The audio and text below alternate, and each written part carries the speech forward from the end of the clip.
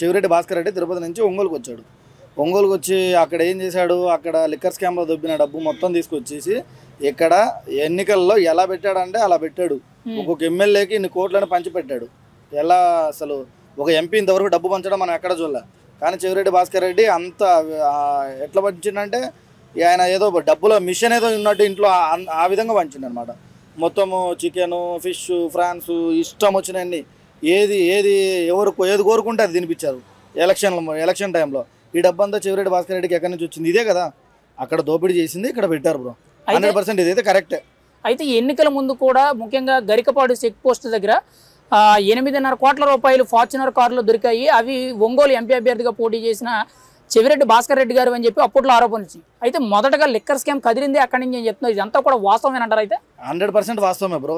ఇప్పుడు మనం దీన్ని బట్టి చూసుకుంటే చెవిరెడ్డి భాస్కర్ రెడ్డి లేనిది చెవిరెడ్డి భాస్కర్ రెడ్డికి అంటే ఇంత డబ్బు ప్రభావం చూపించడానికి ఆయనకి ఇంకా వేరే సోర్స్ ఏది లేదు కదా. ఇప్పుడు లిక్కర్ స్కామ్ చేయకపోతే ఇంతలో సోర్స్ చేయలేడు. ఇప్పుడు అక్కడి నుంచి ఇక్కడికి వచ్చి ఇక్కడ ఒక ఎంపీ కొత్తగా వస్తున్నాడంటే న్యూగా రాజకీయాలలోకి కొత్తగా వచ్చేటోళ్ళు వేరే ఉంటుంది, వాళ్ళ జిల్లా మారి వేరే జిల్లాకు వచ్చేటప్పుడు వేరే ఉంటుంది.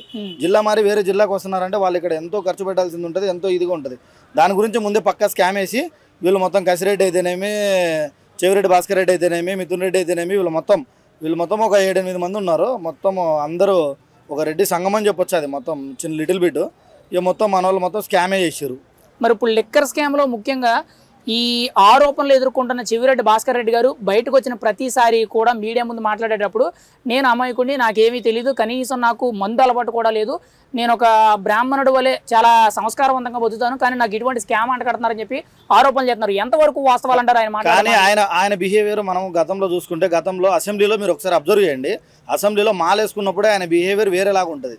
ఆయన బయటకు వచ్చి నేను సౌమ్యుని, నేను సిగరెట్ తాగను, మందు తాగను, గుట్కా తినను, ఇవన్నీ చెప్పాల్సిన అవసరం లేదు. ఓకేనా? అసెంబ్లీ చట్టసభలోనే నువ్వు ఎలా బిహేవ్ చేసావు, నువ్వు ఒక అయ్యప్ప మాలేసుకొని ఒక హిందూయిజంలో ఒక హిందూగా పుట్టి ఒక అయ్యప్ప మాలేసుకొని నువ్వు ఎలా బిహేవ్ చేసావు అనేది మనం అసెంబ్లీలోనే చూడొచ్చు. క్లియర్ కట్గా నువ్వు అసెంబ్లీలోనే చూడొచ్చు బ్రో. ఇక్కడ బయట కూడా ఎతకాల్సిన అవసరం లేదు ఆయన గురించి. అసెంబ్లీలోనే ఆయన ఎంత అగ్రెసివ్గా మాట్లాడుతున్నారు, ఎంత అగ్రెసివ్గా వాళ్ళు బిహేవ్ చేశారు. ఒక మాలలో ఉన్న వ్యక్తి దీక్షలో ఉన్నట్టు, అవునా కదా?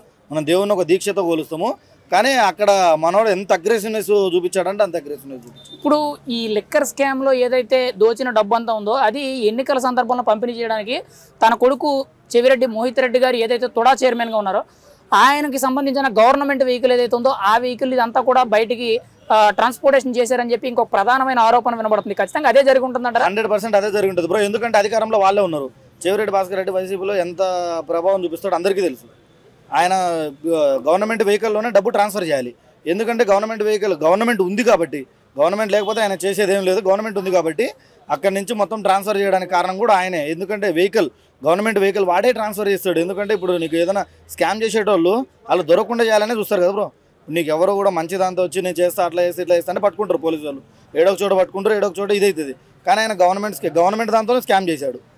మరి లిక్కర్ స్కామ్లో 3వ ఛార్జ్షీట్లో ఏసీబీ అధికారులు ప్రధానంగా చెవిరెడ్డి భాస్కర్ రెడ్డి, తన కొడుకు మోహిత్ రెడ్డి, వెంకటేష్ నాయుడు అండ్ ప్రణయ్ కుమార్ వీళ్ళ 4 పేర్లు మెయిన్గా మెన్షన్ చేయడం జరుగుతుంది. అంటే లిక్కర్ స్కామ్లో వీళ్ళ కీలకమా, ఇంకా మిగిలిన వాళ్ళే ఉన్నారా? అసలు లిక్కర్ స్కామ్లో ఎంతమంది ఉన్నారు, ఏం జరిగింది అంటారు? లిక్కర్ స్కామ్లో ఇంకా ఉన్నారు బ్రో. ఇంకా దగ్గర నాకు తెలిసి ఒక 12 మంది 13 మంది ఉన్నారు మొత్తం. వీళ్ళు మొత్తం వస్తారు. ఇప్పుడు ఒక 6-7 మంది వచ్చారు, ఇంకొక 6-7 మంది ఉన్నారు. లిక్కర్ స్కామ్ అనేది మన ఆంధ్రాలో ఎంత పెద్ద దారుణానికి దిగజారిందంటే అసలు అంత లేదు బ్రో. మనకి లిక్కర్ స్కామ్ అంత పెద్ద స్కామ్ లేదు మన ఆంధ్రాలో. అది ఇంతకుముందు మనం యాక్చువల్గా ఢిల్లీ స్కామ్ అంటున్నాం, కానీ ఢిల్లీ స్కామ్ కన్నా ఆంధ్ర స్కామ్ పెద్దదైపోయింది.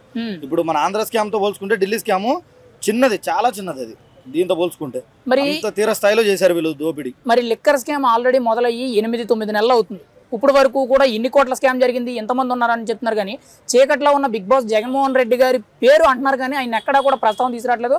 ఆయన దగ్గరికి వెళ్ళినట్టు డబ్బు ఆధారాలన్నీ కూడా ఎక్కడా కూడా చూపించలేకపోతున్నారు. ఏం జరుగుతుందంటారు బ్రో? ఇక్కడ జగన్మోహన్ రెడ్డి ఎట్లా అంటే మొత్తము ఇన్నర్ గేమ్ ఆడిండు.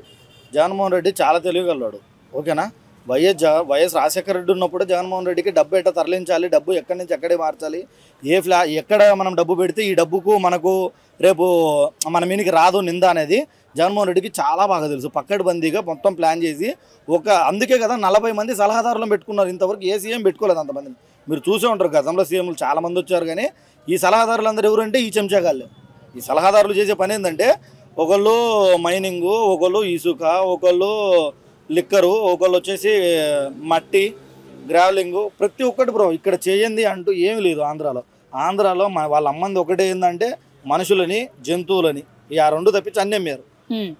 ఇప్పుడు లిక్కర్ స్కామ్లో కూడా మెయిన్గా అల్టిమేట్గా ఆ డబ్బు ఏదైతే ఉందో అందులో కొంతవరకు కూడా తిరుచానూరు ప్రాంతంలో ఒక 5 ఎకరాల భూమి కొన్నట్టు, ఇంకొక వైపు ఇంకా మిగిలిన డబ్బు అంతా కూడా ఆఫ్రికాలోని టాంజానియా దేశంలో కొన్ని పరిశ్రమలు పెట్టినట్టు కొన్ని ఆరోపణలు వినబడుతున్నాయి. అంటే ఇక్కడి నుంచి డబ్బు బ్లాక్ మనీ అంతా కూడా వైట్ చేశారని చెప్పి మాట్లాడుతున్నారు.